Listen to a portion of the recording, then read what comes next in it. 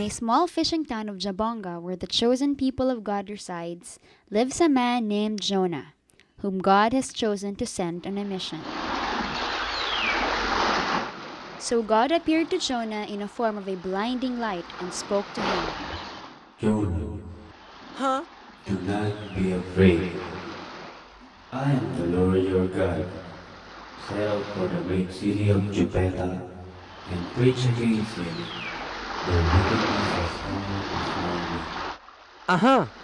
A boat. A getaway vehicle. Have to get away from that voice. Row, row, row your boat gently on the sea.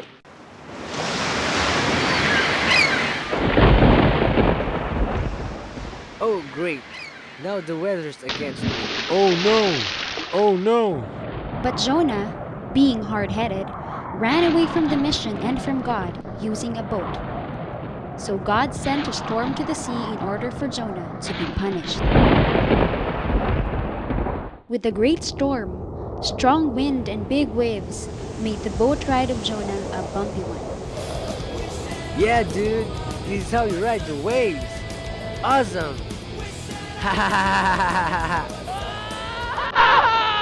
The biggest of all the waves threw Jonah out of his boat, so he struggled to swim for his life.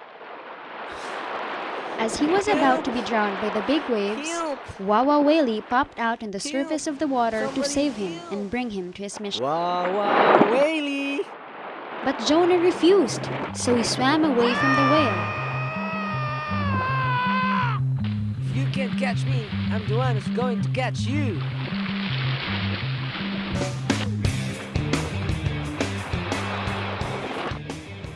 But Jonah's swimming abilities were no match for the whales, so he ended up being swallowed by Wawa Whale.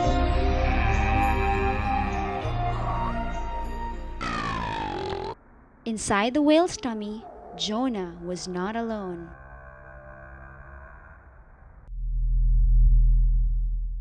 Papa Geppetto, is that you? Geppetto? Hey, kid. Who are you and what are you doing here? You don't know the famous Pinocchio? No, sorry. I don't know. I'm looking for my father. I'm on a rescue mission. If you happen to see him, kindly text or call me. Here's my card.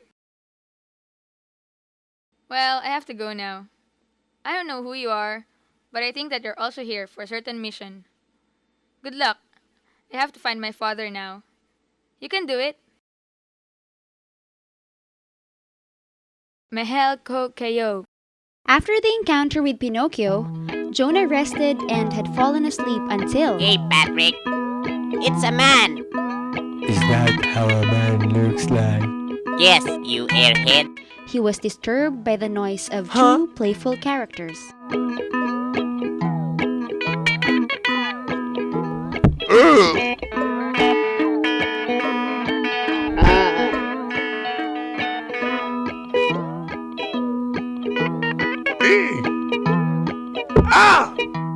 You airhead.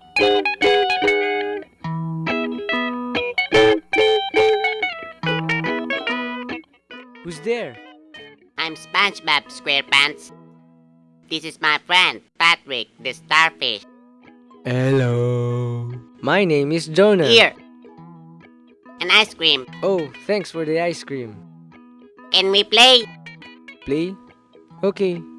Why not? So Jonah, SpongeBob, and Patrick played and had fun until they tired themselves out. Well, we're tired. Goodbye. Goodbye. Good luck. God bless. Remember, just have faith in God. When Jonah was left alone by his new friends, he had come to reflect the things his friends had told him.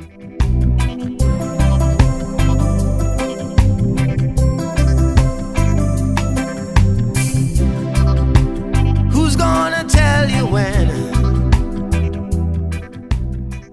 Good luck. Too late. You can do it. Who's gonna tell you things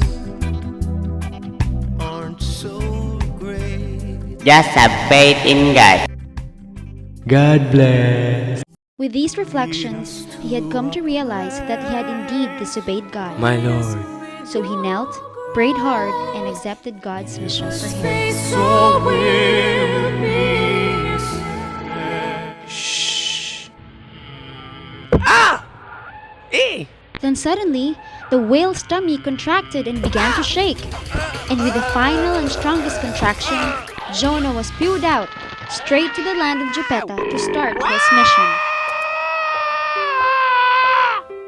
So Jonah went straight to the land of Jopeta to follow what God has destined him to do, a prophet of determination and faith.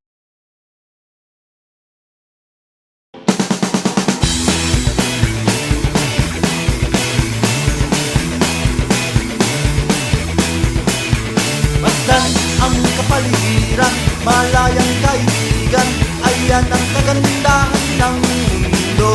Ano ba ang nakita ang aminag ng mata